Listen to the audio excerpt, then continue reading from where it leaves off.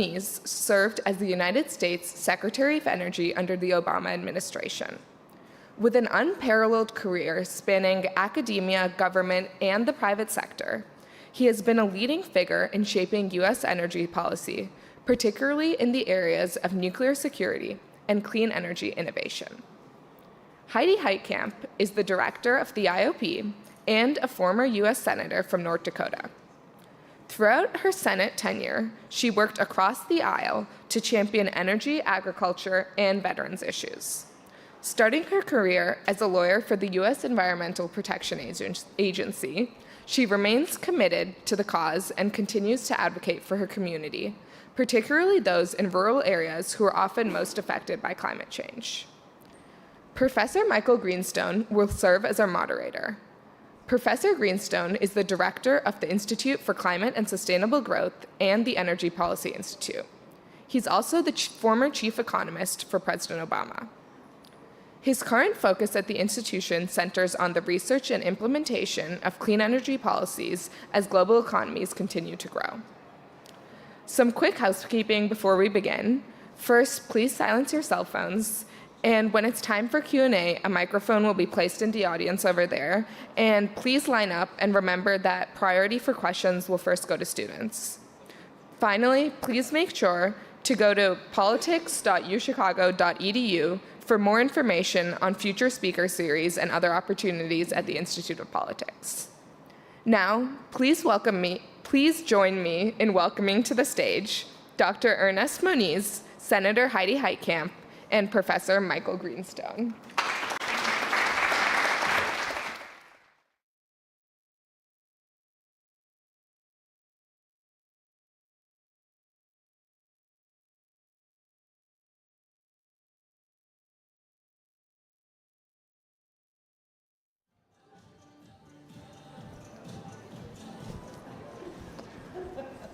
Okay, you guys ready to begin?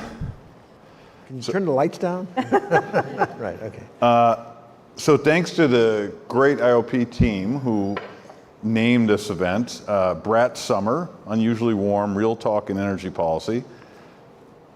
Thank goodness I had to drive my daughter 10 hours to college this summer in August, and she taught me what Brat Summer was. I learned about Charlie XCX. For those of you guys who don't know, I don't want to presume that's true of either of you, but Brat Summer, this is according to AI, is a viral trend in style aesthetic inspired by Charlie XCX's album Brat. Both of you own it, I assume. The trend is characterized by a bold, carefree mindset and a distinctive fashion style that's edgy and Y2K inspired. The term brat has been transformed from meaning obnoxious or demanding to being a term of empowerment that embraces your chaotic and messier side. So that's how we're going to do the interview. All right. I heard Y2K. I'd be happy to talk about that. You're about that age. All right. And so I prepared a series of questions, but I thought it would be best if each of those questions was motivated by a lyric from Charlie XCX. So here we go. The first comes from her song Rewind, where Charlie XCX says, "Sometimes I just want to rewind." And so we have an audience filled with students here, and I want to ask both of you to rewind a little bit. And I think these students are probably wondering, you guys were once students, how did you get where you are today? And so I want to start with Heidi. I did a little digging. It's been reported that you worked in construction as a teenager and had tough summer jobs while at the University of North Dakota in the 1970s. You'd come home smelling like stale milk after cleaning a creamery, and you always carried a pipe wrench. In my back pocket. In your back pocket. So yeah. How did that become this? Well, it's interesting because, and I always like to calibrate, especially students, because when you think about the environmental movement, which was, kind of emerging when I was an undergraduate, literally you couldn't eat fish out of the Great Lakes, literally. They were too contaminated with mercury. In LA, you couldn't see across the street. In Denver, you couldn't see us across the street. And I had a law professor, eventually, I went to law school at Lewis and Clark, which is an environmental law school, went to law school, and it was a guy named Don Long, and he decided, along with a bunch of other professors at the University of Wisconsin, that he would use old nuisance laws because there was not a Clean Air Act, there was not a Clean Water Act, and they had aluminum canoe that they would put in the river and then test the effluent that was coming out of pipes from factories.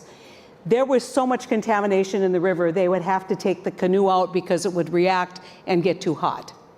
And so I always like to kind of tell those stories. I started out kind of in this whole area of environmental compliance and environmental work at a time when there was no doubts that something very dramatic needed to happen. What we didn't talk about was climate. We didn't talk about CO2 emissions. That was invisible. That's what bubbled out of your soda. You know, it was not a contaminant. And if you had to do a rewind, I think going back and looking at kind of environmental regulation, the ability to do something earlier in the climate space, to develop earlier techniques, earlier technologies, even though wind power was emerging at the time, but that was more about price. I think if you had to do a rewind, I think the rewind would be having a discussion back in the 70s and 80s about the potential of CO2 and what that means for climate. Ernie, I've long admired your intellectual insights and achievements, also your street smarts decision making. Yet, upon a little research, I learned that when it came to deciding on what college to go to, you saw a picture of a guy on a motorcycle with a woman riding behind him, and that caused you to choose going to Stanford. So I wonder if you could rewind us back from that to where you are today. That's a correct How did that story, happen? except it was not for undergraduate, it was for graduate studies. Okay. So, but actually, if I go back even before that, I'm actually, this dates me, I'm afraid, but I'm basically initially a child of Sputnik. When Sputnik went up from the Soviet Union and the United States kind of panicked, among the actions taken was a profound revolution, really, in how science and math were taught. And that revolution, I was lucky that the high school, big public high school I was at, was one of the beta sites for the new physics. So we stopped having to study steam shovels as the old physics was, and did things like ripple tanks, you know, and great stuff. So anyway, so that got me off into physics. Long story, skipping over the motorcycle and the blonde, they did come to be realized, I have to say, but it was a Triumph 500. I'd be happy to discuss in more detail. Not the woman, I'll discuss the motorcycle. But then ultimately, after my PhD at Stanford, I went to MIT, and what was very interesting, and there's a certain thread here actually between MIT and Chicago, in the sense that both were institutions, academic institutions, that played a prominent role in the technology development around World War II. Mm-hmm. And at MIT, I'll leave it to you to speak about Chicago, but at MIT, that included a very deep-grained commitment to public service. And so that was especially true in the physics department, given the connection to World War II. And so in 1976 or so, the head of the department of physics at MIT came to me and said that I would be part of a new study of the new panel on public affairs of the American Physical Society. And when I said, well, you know, I don't know anything about the subject, but B, you know, I really got to get tenure.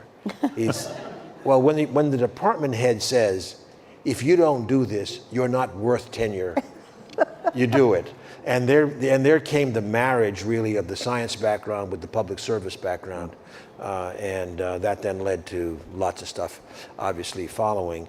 But I would agree with Heidi that the serious discussion around climate, so I've had two threads, and I continue to have two threads. One is on the clean energy climate, and another is on especially nuclear security issues.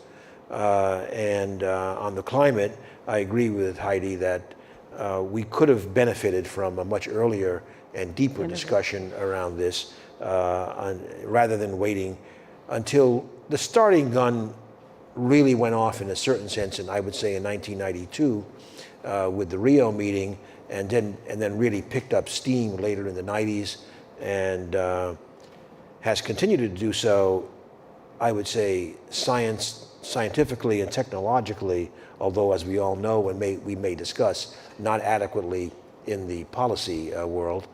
And then if I go to the nuclear security thread, which we probably won't come to, I'm guessing, in this discussion, I would just say that, and I say this especially for the students, many of you were born after the Cold War ended.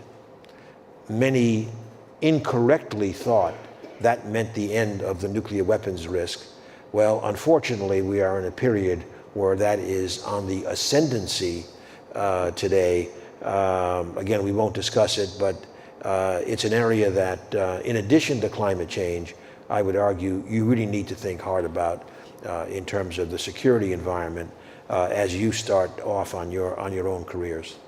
So what Ernie's leaving out is when we were colleagues at MIT, he came to my office and effectively told me that I needed to stop working only on economics papers and help out with the MIT Energy Initiative and the Future Solar Study. So yeah, so passing on the tradition. So on that first thread of the clean energy and climate, I was Undersecretary of Energy in the Clinton administration, and while unexpectedly, most of my time was spent on the nuclear security side because of the collapse of the Soviet Union and then Russia, et cetera. But when I went back to MIT, as Michael inferred in his remarks, I started something called the MIT Energy Initiative, and Michael was a charter member of the faculty group that put together what has been an extremely successful, now 20-plus year effort, and I could only wish you, Michael, equal success at the University of Chicago. All right. Question 2, in her song, Girl, So Confusing, Charlie XCX says, girl, so confusing, which led me to think a lot of people find energy policy so confusing and climate so confusing. And I wondered if both of you could talk a little bit, which I think sometimes we forget, how different does the picture look than it did in 2004, 20 years ago, or in 2014? And I think sometimes with all the alarmism about climate, and much of it justified, we can miss what the trends are in the big picture. So I don't know if you wanted to start, Heidi, or? Well, I mean, I can start, but I would go back further. So if you think about 1980, deregulating natural gas. At the time, you couldn't use natural gas in power generation because it was considered too rare. We were deregulating oil prices, and everybody assumed that that deregulation would drive up prices. Guess what happened? Deregulated and prices tanked. The windfall profits tax never turned into a big revenue producer because there was no windfall profits. And all of a sudden, I think you've got to take a look at the development of technologies in the oil and gas industry that led to the United States being the largest producer of oil and natural gas. In fact, if you look at the natural gas side, very low cost natural gas, and what that meant for any kind of conversion in the energy space to other kinds of renewables. And so all of a sudden, that the idea was that these prices would go up, that would drive up competition for geothermal. At the time, people were still talking about hydroelectric, and that we would see a greater all of the above mix.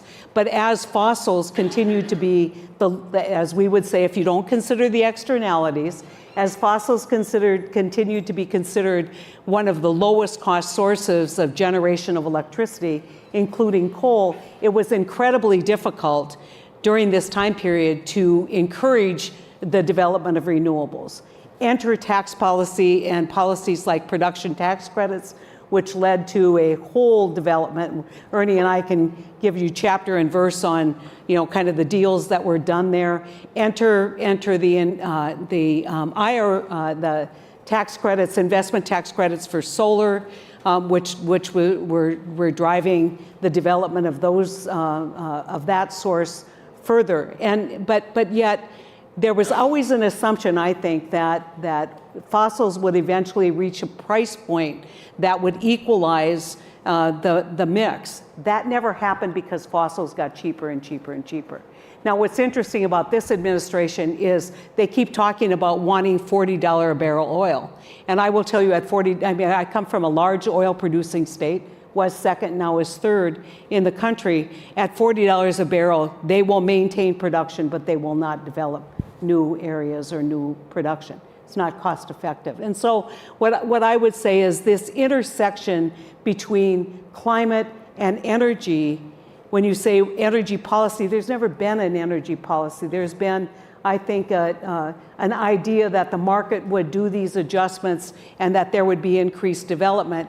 I don't think that's happened the way economists would think it would happen or politicians would think it would happen. But at the same time, low-cost energy has been a huge economic driver for this country. And that's why I think I'm going to put a plug in for the work that Michael's doing at the New Institute. This idea of that you can't, the lesson that you should learn is that as you're looking at what you're going to do with energy, you have to have a energy policy and a climate policy that really addresses cost of energy, because if the cost goes too high, it will drive public policy away from energy policy. And I think we can all argue about what's too high, and we can argue intellectually about externalities and whether the current pricing system bakes in the externality of climate. But at the bottom line, that person living on a fixed income who is going to pay the bills, or the energy worker who's making $130,000 working on a rig and the transition is offering him or her only $50,000, these are things that will drive policy. And to have sustainable policy, we have to be honest about what that looks like in terms of cost of energy to the average consumer. I don't know if that answers. Ernie, so what do you think are the developments over the last couple decades? Well, first of all, by the way, I'll come back to this, but one of our problems is, of course, we don't have the policy to incorporate the climate externalities. But let's come back to that. But we should probably just all pause and appreciate that both of you, a scientist and a politician, are using the word externalities here at the University of Chicago. That's right. But and it didn't feel terrible when you said it, right? Yeah, no. I mean, you got to remember, my legal degree is basically in environmental policy, and if you didn't know the word externalities, you would get an F at Lewis and Clark Law School. So. Well, I've previously stated publicly that the greatest pejorative term I can use is academic economist. It doesn't. It doesn't prevent me, however, from bowing a little bit to that language. But going back to the question, I think I'm going to start out with the positive. Then we'll come back to the compliment. But on the positive side, I think we can easily lose sight of the fact in our inability to, in my view, to address the climate challenge at adequate pace and scale, that nevertheless, the discussion has evolved very, very dramatically, actually, in the last 20 years. I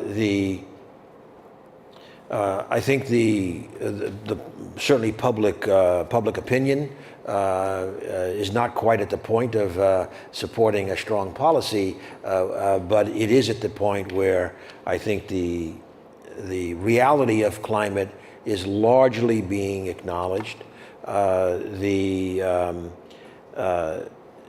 Frankly, extreme weather, which is bad news in and of itself, but the increase in extreme weather, which regrettably I think is just going to keep increasing, is nearing the public, I think, to a tipping point where some action will be, some real action will be called for. In the meantime, what we do is we stumble through with a policy that I would call carrots and twigs. We're not ready. We're not ready for sticks yet, but we got a few little twigs here and there. But it's mostly carrots, and that includes, I think, a very strong bipartisan commitment to innovation, at least in the technology sense. The private sector with a pretty strong commitment to business model innovation. We're seeing that in multiple sectors, especially, let's say, urban mobility, for example, complete new business models. Policy innovation, as I've suggested, is falling short at the moment. I would also say that a positive is that we're seeing, just in the last 2-3 years, frankly, a movement towards a more pragmatic discussion than we had for many, many years, in which there was really a bifurcation, in some sense, ideologically. I think on the environmental side, I think that there's a recognition that we're going way too slow, and we've got to throw every solution we can at the problem. On the other side, there's recognition, like through extreme weather, that we are heading to a low carbon future. The pace and scale remain to be determined, and there are bumps in the road. We may have had a big bump in the road just a couple of weeks ago, but the fact is we're heading there, and I think there is some convergence. We've got to close the gap, and we're not there, but there is some convergence towards a more pragmatic discussion that we can't afford to turn away from any solution at all. Now, having said that, what is a policy going to look like? I don't know. But let me take one example that will not come to pass exactly in the way it was proposed, for sure, but kind of as a way of thinking about, we've got to bring a lot of elements together. There's something called, it came out now, geez, it must be 10 years ago, a proposal from former Republican secretaries of state, George Shultz and Jim Baker, in which they said, okay, we're going to have to take something that will maybe not satisfy everybody fully, but will satisfy everybody enough to get a deal done. So on the one hand, they advocate for an escalating carbon emissions price, a tax on carbon emissions. And it would go up with or exceeding inflation each year. So that would be addressing the climate change mitigation side. Then they come back and say, okay, now if we have a tax, it's a lot of money. If it's $100, we're talking more than $500 million a year of funding. Well, what are we going to do with the funding?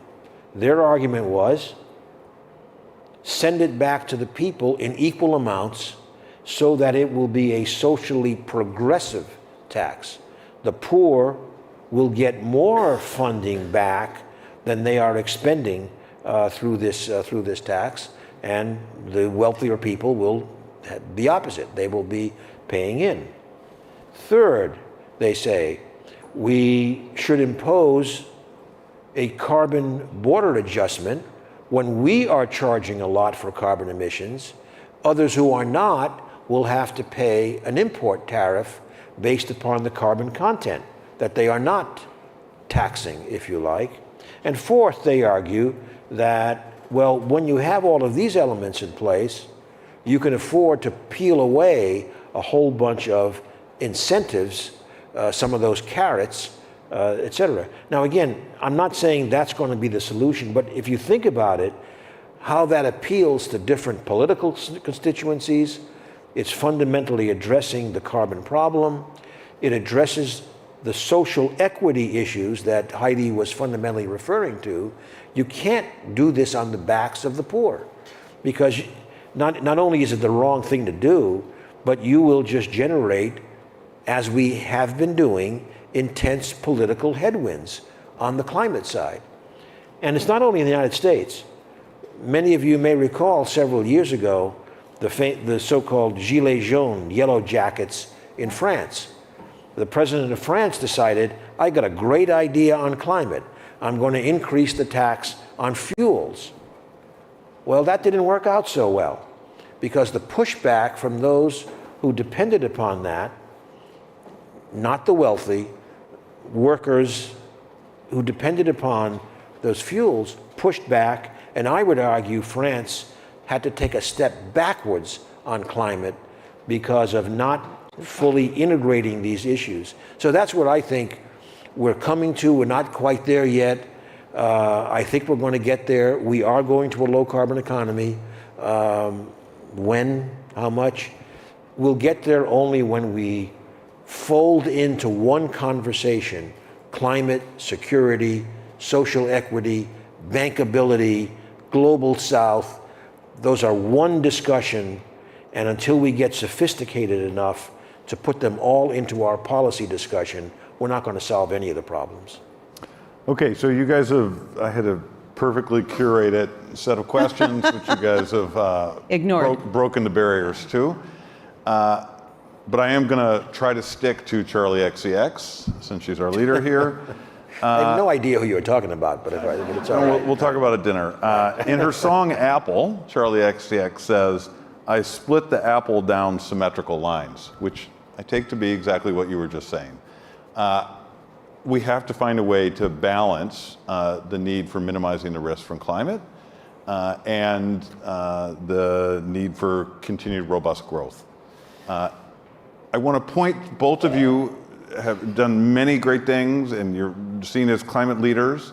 And both of you took decisions that I think in some way or another are related that maybe the pure climate people might not have appreciated so much. And I wondered if you could talk a little bit about it. So Heidi, I'm obviously thinking about the removal of export restrictions on petroleum. On and then Ernie, I was going to ask you about how you thought about LNG export terminals and the exporting natural gas. So like, it's super impressive. You guys have somehow found some way to do this balancing act. So I wonder if you could talk about it a little bit. When I was in the Senate, I came with a fairly, extensive energy background, served on the board of directors of the largest syn-fuel coal gasification plant in the country. And I have to say, it was economically successful, because they bought it at 1 cent on the dollar.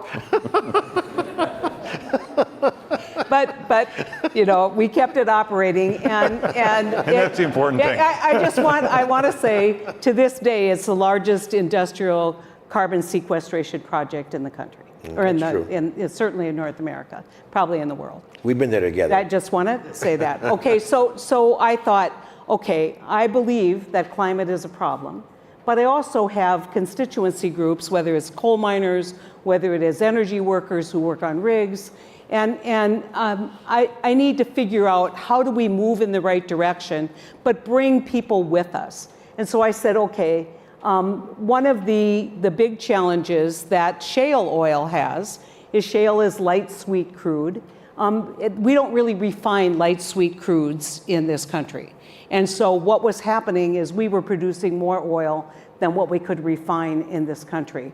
But because of a 1970s energy policy that said you can't export crude oil out of the lower 48, you could out of Alaska, but you couldn't export it out of places like North Dakota. Our oil was landlocked. I didn't see the difference between that and a bushel of corn. So I said, okay, we're going to open this up. And Ernie and I had this discussion actually in North Dakota when he came to talk about the quadrennial report, energy review. And so I said, but I'm not. I mean, I'm going to advocate for this, but there's got to be some amount of give and take. And so we ended up doing a deal where we lifted the ban on oil exports, which no one thought we could do, convinced the Democratic caucus to do this. But in exchange for that, we were doing what we called year-end extenders for the production tax credits, the investment tax credits, the clean energy tax credits, would only get extended at the end of the year. There was no certainty to them. Let's build out certainty so they know that that investment is not going to get stranded and they'll get the tax credits. And so we did a deal that involved basically putting the energy tax credits for renewables on steroids at the same time that we were lifting oil exports. None of that that was probably one of the biggest climate successes in the 10 years that I was in the United States Senate. The other initiative that I did, and I always said, I'm the only person I know who had Sheldon Whitehouse and Mitch McConnell on the same bill. And that was to basically, carbon capture is, we can argue about that as a technology, as a strategy for clean energy, but we had what's called 45Q, which is a tax credit for sequestering carbon, but it was only limited to the enhancement of oil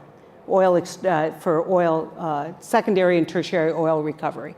And so we said that doesn't make sense because we've got other industrial processes that we should be able to do. It shouldn't require that you ship this to an oil field.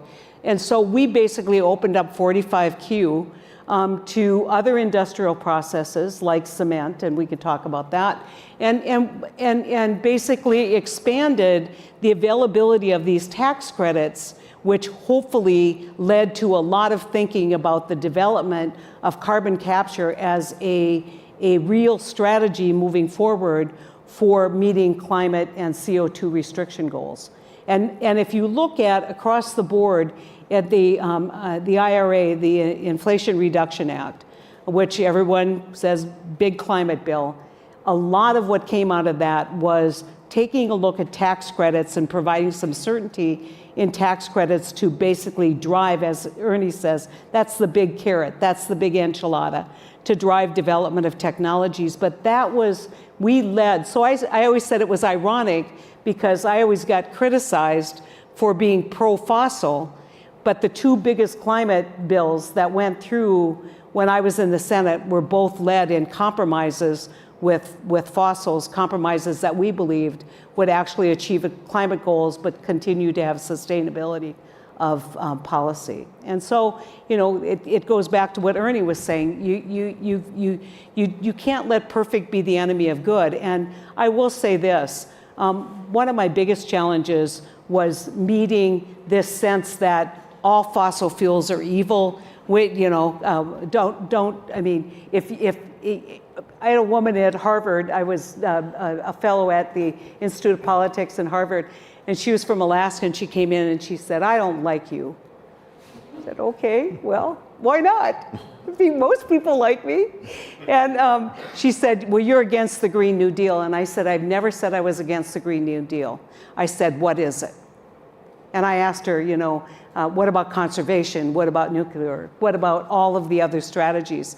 And I said that when we will get good climate policy when we become fuel agnostic and carbon sensitive.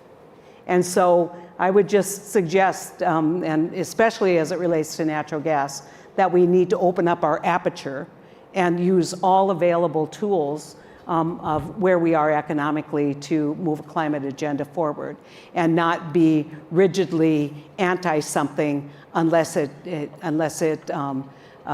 is truly a challenge in the climate space. Okay, so you facilitated the yeah. exporting of natural gas, and yet you still have climate friends. How could that be? So first of all, I take your point, Heidi, and I will now talk about the policy of enchiladas and twigs, right? But I'd like to actually first make a comment on this export renewable tax credit deal. Heidi said this, but let me just be very, very clear. And I would say this mostly for the students, as you become policymakers in the future. You gotta do a deal, is what it amounts to. Having ideological positions should mean that you know where you want to go, you know what your values are, and you stick to them, but understand that to make progress, sometimes you got to do a deal. Now, if you looked at this deal, and I would say Heidi was on the Hill and I was at the Department of Energy, this was 2015, and we were pushing in the same direction. If you look at the outcome of the deal, the outcome, that's what's important. Did you head towards the goal that you wanted and not to some other goal? The reality is, look at the data. From when that deal was cut in 2015 up to the pandemic, up to the COVID pandemic, say 2020, renewables took off. Yeah. Because the tax credits gave certainty, as was emphasized, 5-year horizons. What you may or may not know is before that, these tax credits had 2-year terms, and it was a yo-yo. For 1 year, people would build wind farms, and the next year they would build nothing. Well, it just took off because the tax credits were part of this condominium. So what happened on the oil side, the oil exports? Look at the data. Total world oil demand, 2010 to 2020, an absolute straight line. There's no kink in 2015. Market share changed. The United States has now gone from about 8 to 13 million barrels a day, and OPEC has lost market share. So market share changed. Oil demand was unaffected. That's a pretty good outcome. Yeah. It doesn't change the fact that we got to work on the demand side for oil, for fossil fuels. But it's the demand side that is critical. That's a segue into LNG. In 2010, we had barely any natural gas production from shale. Took off. It already started, but then it just took off to where now, again, we are the biggest gas exporter in the world. And we have more under construction that will double what we're doing. And we have approved even more. I think that we're not going to see all of those built because of the demand side. I'm suspicious that there will be anything like the global demand to support that. But if I come back to the United States and go back to the 1980s, which was originally discussed, those policy restrictions, it's always unintended consequences. Those policy restrictions on gas that was there through the 70s and basically impeded markets in the 80s, you know what we got for that? Coal. That's when coal became the big dog in power production. And now what's rolled it back is gas. Gas. Yeah. More than half of our carbon reductions in the United States, and we have reduced carbon emissions, not enough, but we have reduced substantially. The power sector is down about 30% in carbon emissions. More than half of our overall emissions reductions of greenhouse gases, not just CO2, has come from gas now substituting for coal, when coal, in some sense, substituted for gas back in the 80s. So we've really got to think, what are the practical outcomes that keep moving us towards where we want to go?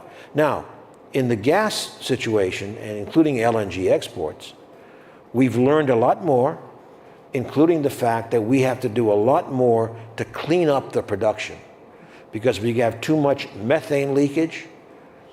Now, methane, this is again, think of this in terms of the policy decisions that you're going to face down the road. With methane, it's a very short-lived gas in the atmosphere. Let's call it 15 years, versus CO2 hundreds and hundreds of years. And so we can be complacent and say, okay, CO2 is the only issue versus methane. It's not true. Unless we work to reduce methane emissions so that the problem will go away in a relatively short time. But we've done a lousy job, to be perfectly honest. Some of the big companies have done a good job, but overall we have done an inadequate job. So that's where our policy has got to be. By the way, that's one of the twigs that I currently referred to. We do have a little bit of a price now on methane emissions, but it's only a twig. In principle. That's right. So anyway, so that's important. But I want to end by going back to this fundamental trade-off that Heidi talked about in terms of the oil exports and the renewables tax credits. Right now, we are living through another example of some of our friends shooting themselves and us in the head by not understanding how to pull off a trade. And that is on what is called the Manchin-Barrasso bill. It's basically a bill that is out there. I don't think it's going to make it across the finish line in this Congress, but we'll see. But the basic idea is it does a trade. The trade is that we will greatly streamline the possibility of permitting long-distance, high-voltage transmission lines in particular, exactly what is needed to unleash huge renewable potential in the middle of the country and get it to load in return for some permitting of fossil fuel development in public lands and the possibility of making sure that natural gas exports are going to be reviewed in a timely way. I would argue that the latter is going to look, in hindsight, just like that oil export thing.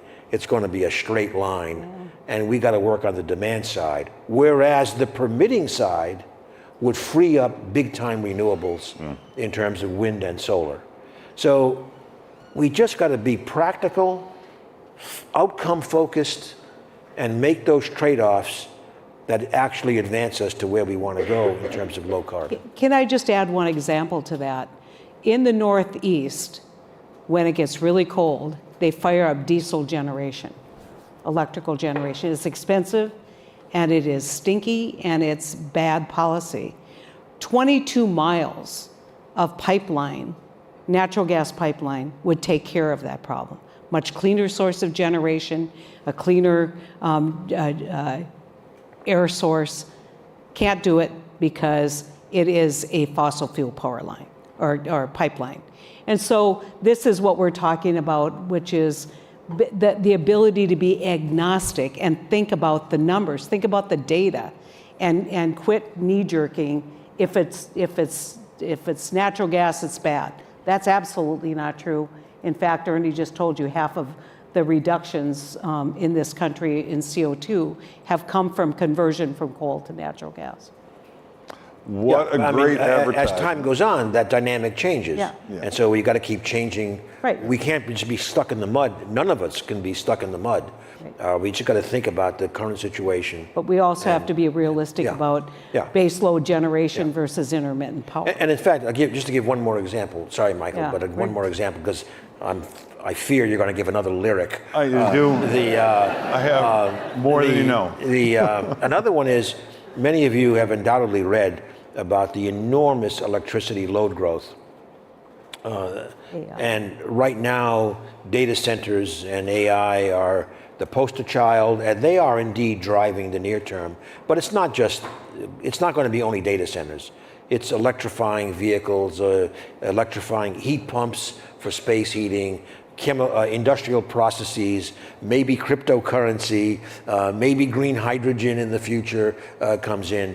but right now it's data centers. The reality is, for all kinds of reasons beyond climate, economic reasons, security reasons, etc., that load is going to be met. We have put ourselves in a position where the utilities don't know any way to meet that load in the near term without natural gas. That's just a reality. That's going to lead to more carbon emissions. What our job should be is not to complain about that, it's to roll up our sleeves and figure out how do we do something differently. 10 years out, it's shame on us if we don't today lay the groundwork for carbon-free, large, firm electricity sources that are going to take over 5, 10, or 15 years down the road. That's the thinking we've got to do. Crying over spilt milk doesn't get us anything. It's pragmatically thinking about what are the solutions that can get us again to where we want to go.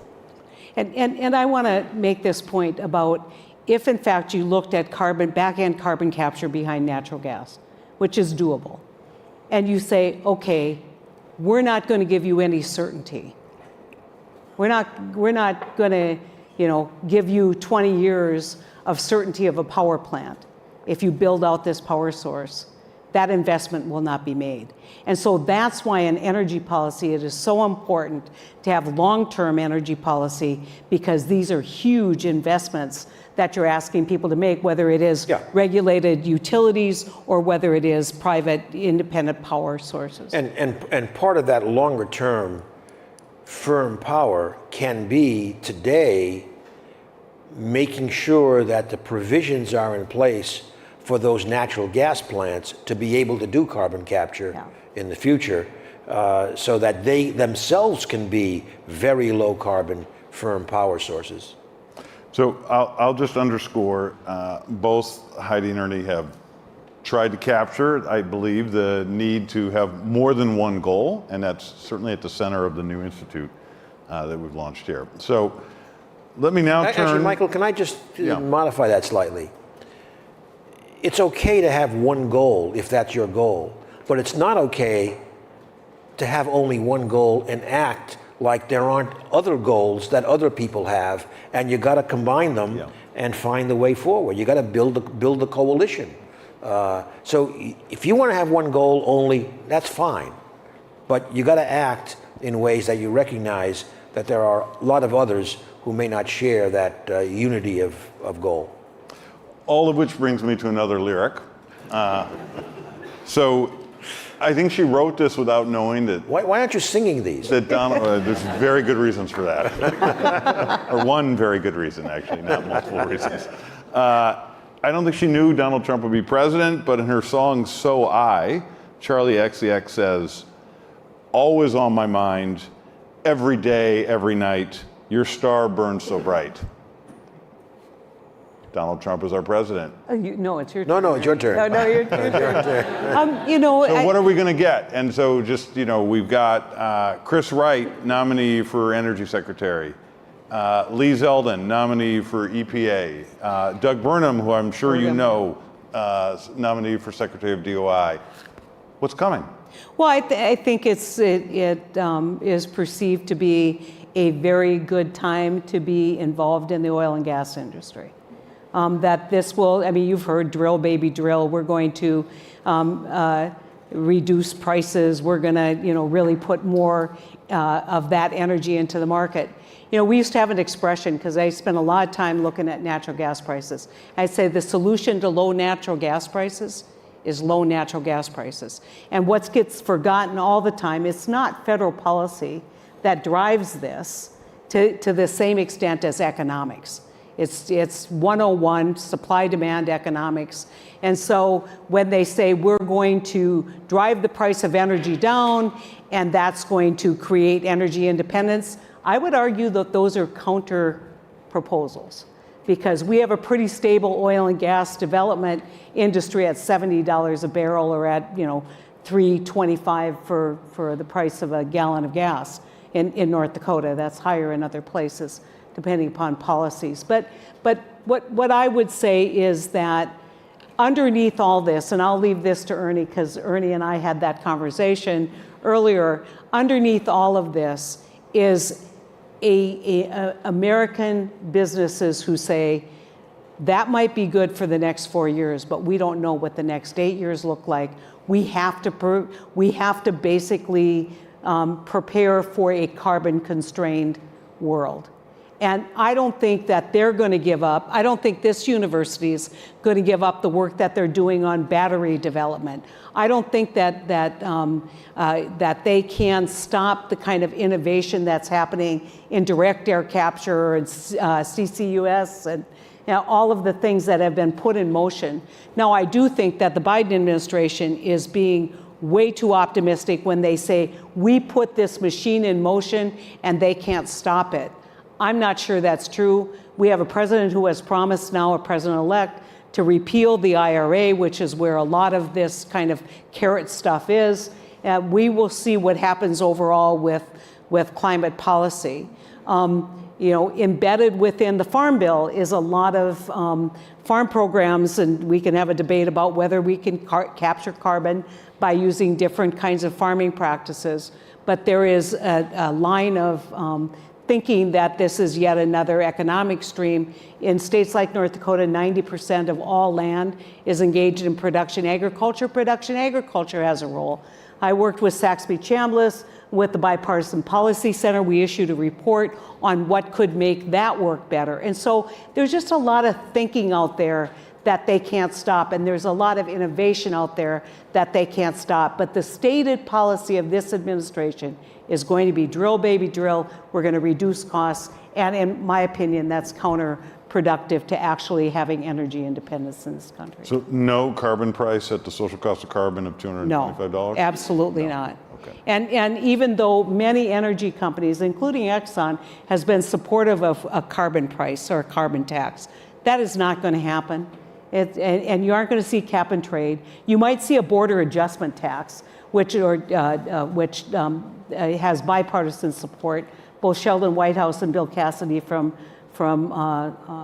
Louisiana support it and have been promoting it as an idea to equalize between what other countries are doing. But I think that there's going to be very little climate policy.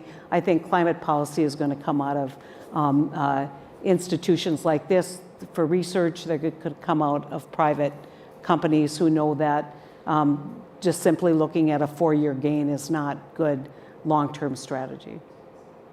Well, I agree with the main thrust there. In fact, I would just note, and I'm not going to be Pollyannish about this because I think it will be different in President Trump 2.0, but in President Trump 1.0, if you look at the carbon trajectories, frankly, there wasn't much of an impact at all. And the private sector was a big part of that. Because as Heidi says, the private sector, certainly in the energy business, makes big capital commitments with very long time horizons. And they know what I said earlier. We are going to a low carbon economy, even if we don't know exactly the pace and scale. And extreme weather is going to be, in my view, again, one of the big guarantors of that, unfortunately, of that coming true. Now, I don't have confidence that there will be similarly small impact in the next 4 years, but that dynamic will be there, providing a stabilizing influence. Secondly, if you go back to Trump 1.0, the Trump administration, the executive branch, every year proposed to the Congress a substantial cut in the science and technology, clean energy science and technology programs, the R&D and demonstration programs. Every year, the Congress, in a bipartisan way, ignored it and increased the budget. there is a very, very strong bipartisan commitment to innovation. You may not want to use the climate word every other word, but the operationally, I think that's going to be the case. And by the way, Michael mentioned the nominee for the Department of Energy, Chris Wright. Chris Wright is one of the pioneers of the big oil and gas production boom through hydraulic fracturing, but he also has been very, very clear that he's kind of all of the above, wind, solar, geothermal, nuclear. He's on the board of a small nuclear company, an innovative company, and he has stated explicitly that I think I'm quoting him, we need to put the pedal to the metal on innovation, by which he meant technology innovation. So there are going to be some strong voices in support of innovation going forward. On innovation, we should always remember that the real goal, Heidi said this a while ago, the real goal actually, in the end, in the energy business, is cost reduction. Yeah. There are some new services that will come, especially through the integration of energy technologies with IT and AI and the like. But when all is said and done, cost reduction is the big deal. When you have cost reduction, boy, policy gets a lot easier. Yeah. And so you know, I'm a physicist by training. That makes me an inherent optimist, unlike the economists in our crowds. So I think we're going to get there. As I said earlier, technology innovation and business model innovation are alive and well. Yeah. Policy innovation, that's where we need to step on the gas. I want to just add something. Overlaying this, we've forgotten to talk about state governments and the roles that the public utility regulators and state policy plays. Obviously, California, Minnesota. I mean, I can give you state example after example where the policy of the administration may be drill, baby, drill, but the public utility regulators are saying you have to have a different mix of your... Well, and state energy policy, not only regulators. In fact, I should have said in Trump 1.0, there was the private sector, there was the innovation budgets, California. But there was also the big state initiatives. The renewable portfolio standards, EV mandates. And those are all going to come to play, although the state initiatives are not clearly all the states, but nevertheless, large parts of the population are in the states that will pursue those policies. Well, the largest producers of renewable energy is Texas. Yeah. Just saying. Okay. And I might add, in fact, I've just come here from Texas because of an enormous push there to become in the usual Texas lingo, the nuclear capital of the world. There's going to be a lot happening. And on drill, baby, drill, I'm going to add one more point. I think, the president-elect has said drill, baby, drill a lot. And Mr. Wright is certainly comes out of the oil and gas industry. Governor Burgum has a strong fossil industry in North Dakota, as you well know. But don't forget North Dakota also with renewables, the best state in terms of preparing for CCS, et cetera. And drill, baby, drill, I maintain the position that whether it's oil or gas, the issue is going to be on the demand side globally. And if I were in the oil and gas business, I would not be so bullish on where demand's going to go. Okay. And on the climate side, I would be more bullish about where demand's going to go. So we're at a university, and the students come first. So it's now time for questions, and I think the IOP rule is the first three questions must come from students, and there's a microphone here, and we're being blinded up here. There might be a second microphone as well, but we would be thrilled to have questions from the audience, starting with some students. You're all very shy today. Yeah. I have some more lyrics I could start.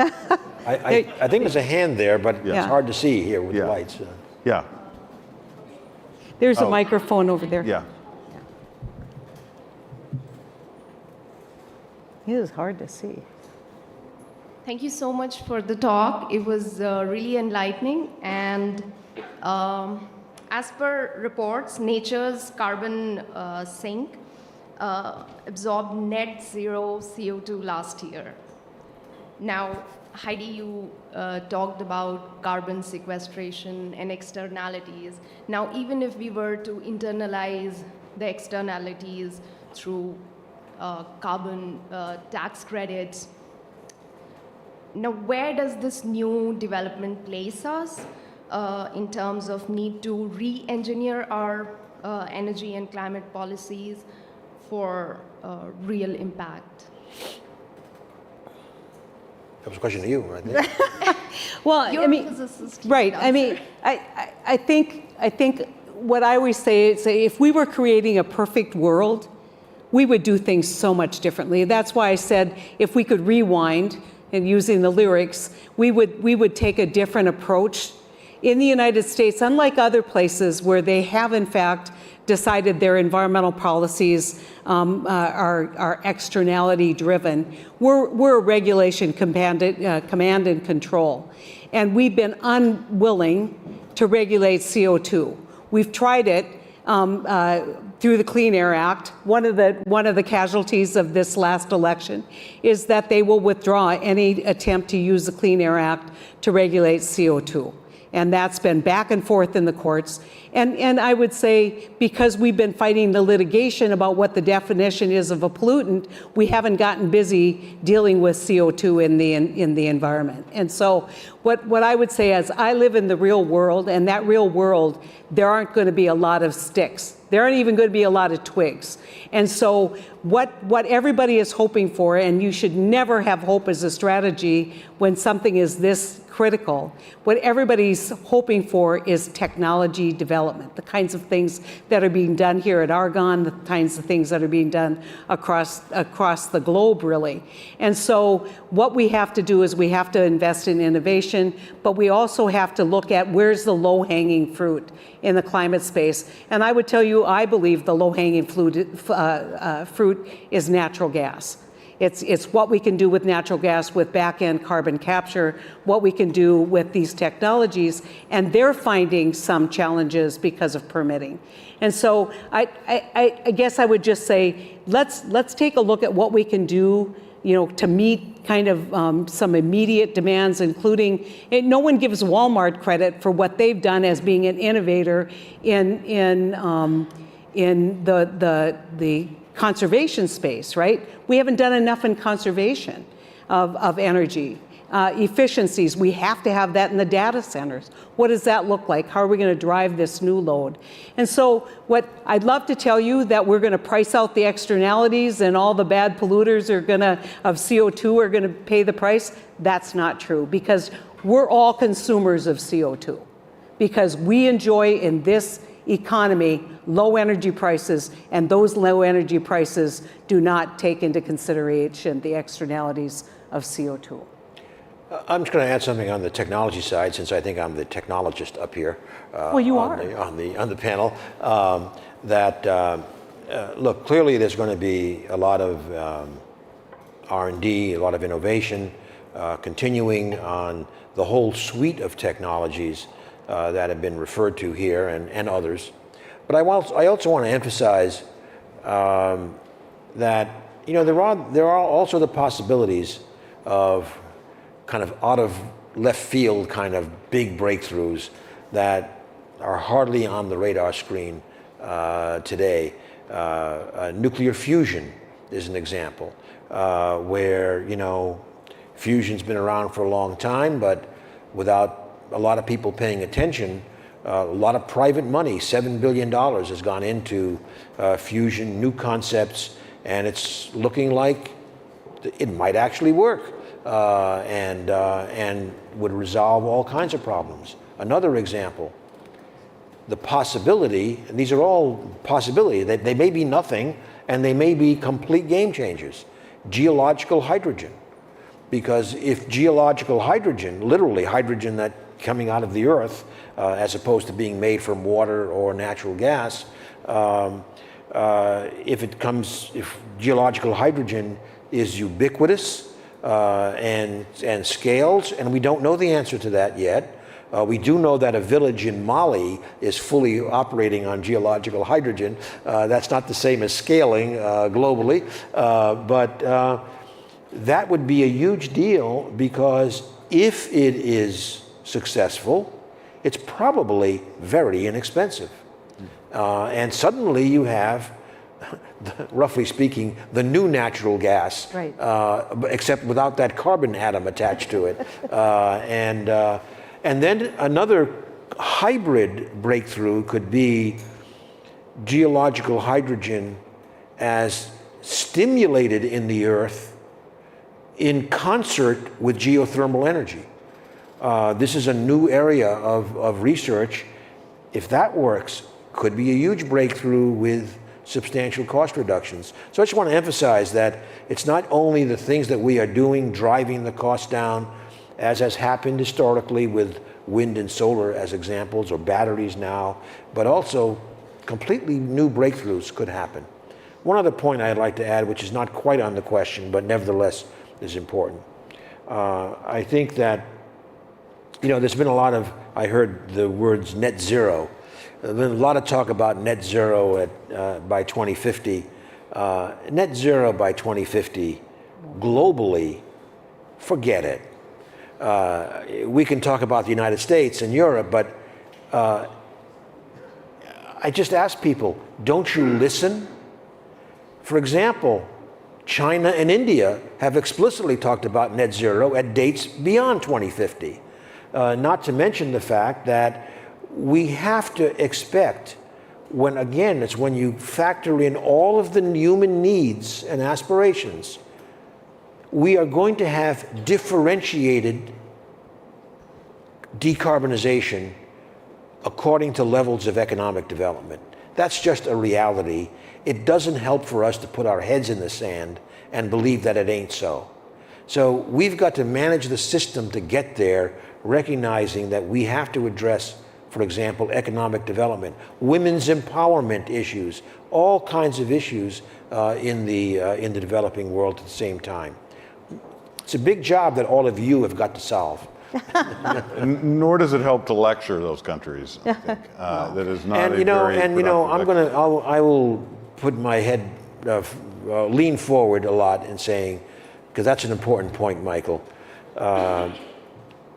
Frankly, President-elect Trump, by his own statement, I'm not making this up, he's a very, shall we say, transactional person. Well, in a different area, the West got a rude awakening on the Ukraine issue when the global South didn't rally behind our position. In the same way, there may be an ironic preference in some of the emerging economies for a transactional approach as opposed to a lecturing approach. Yeah. Okay, these are hard realities that we have to face. We have 3 minutes left, and we're going to try for 2 questions, which is going to impose some discipline on our esteemed speakers here. And the students. Yeah. Well, what you're So far, the students' track record has been pretty good. I fear that in the short term, voters are going to benefit from policies like lower gas prices and continue to vote for these policies in the long term. Do you think that there's going to be enough momentum from the private sector and at local levels to build up a climate movement in the long term, even with a continued national government like what we're going to have in the soon? I will tell you very quickly, everybody is talking about their insurance bills. That's not getting any better. And so when you look at we're talking about externalities and that we don't see these costs, we're seeing them in cleaning up behind natural disasters. We're seeing them in insurance bills, people not being able to get insurance. Literally, if you think about the whole state of Florida, it's a sandbar. You can build maybe a seawall in New York City, you can't build that in Miami. And there's already tides that basically flood the entire downtown of Fort Lauderdale. And so, we're suffering those costs, and I think the more those costs get talked about, the more there's going to be a drive from voters to have this problem addressed. Yeah, I agree, and it just goes back to the broader point. I think Heidi just gave one example: extreme weather. Extreme weather is very expensive, and it's not just floods. That's floods, but it's also fires and droughts and hurricane intensity and all kinds of things.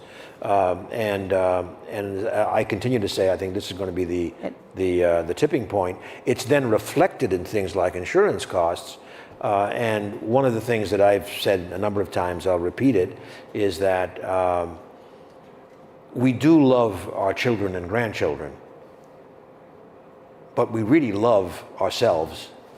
And the fact that the costs are coming due on this generation, I believe, is going to move us much faster along the resolution pathway. And just to throw out another challenge, climate migration, certainly happening in Northern Africa. Yeah. Okay, I want all of you to join me in thanking. One more question. There's somebody out there. Question. Okay, I can't see if there's another person there. So this is what I'm gonna, there we go. There we Here's go. our last question in 20 seconds. All right, so at my high school, we had a big climate summit, and somehow Iran got nuclear missiles and no climate policy was passed. So I was wondering, we probably won't reach that point, but are we headed towards less productive climate summits in the future, especially with the change in presidential policy on a global scale?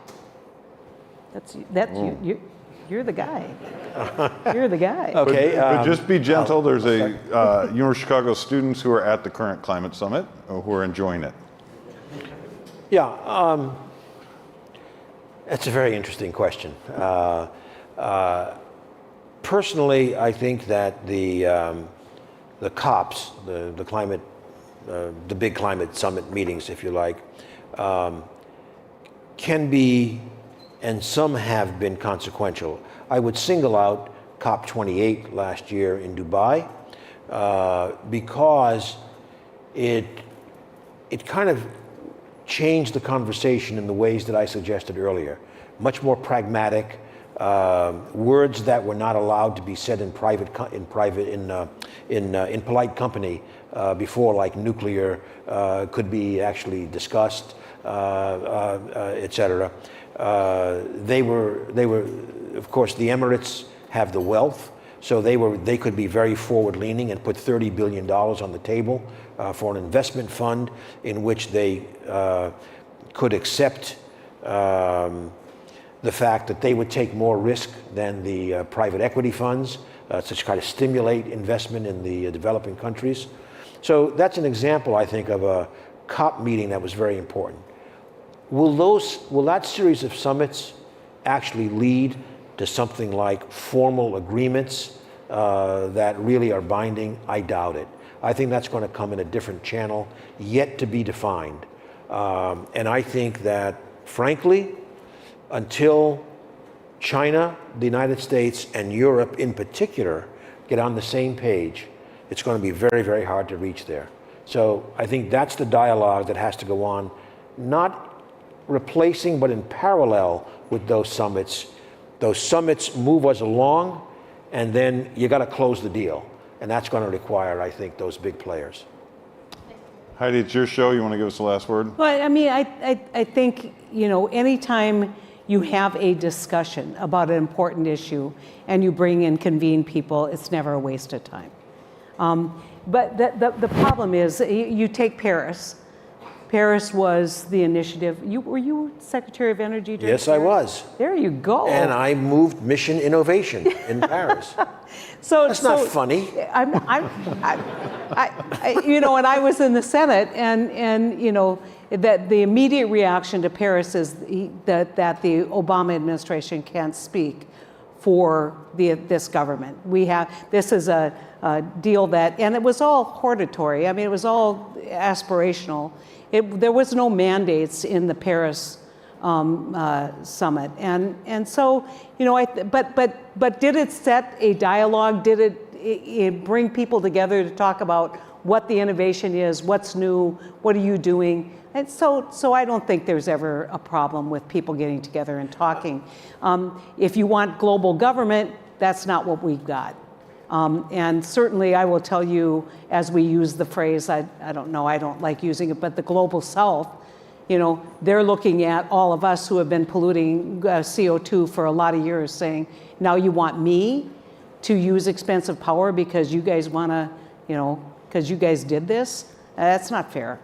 And so, you know, bringing everybody together to have common purpose is a good idea. Michael, just a brief comment. On Paris? Yeah, on Paris. I think that underestimates Paris in the following sense. This question of evolving the conversation. In the 90s, we had a very unproductive and unhelpful discussion. And bluntly, that included the Kyoto summit, COP meeting, because it drew a bright line between a few industrialized countries and the rest of the world. Whereas Paris, the whole world adopted, they weren't binding, but the whole world adopted these targets, NDCs, so-called. And that's a big evolution. So I think you know, kind of principles get established slowly in this sequence, but again, we got to close the deal, I think, in a different and way. the Paris thing you can't was do it a consensus. unlocked by the U.S.-China agreement. And China-U.S., exactly. Yeah, 2 months China and before. U.S. came together before the COP, and that changed the game. The same way it happened for COP28 last year. Yeah. China and the United States, it freed everybody else up to play. Okay, with that, please join me in thanking former Senator Heitkamp for being such a Only a freshman.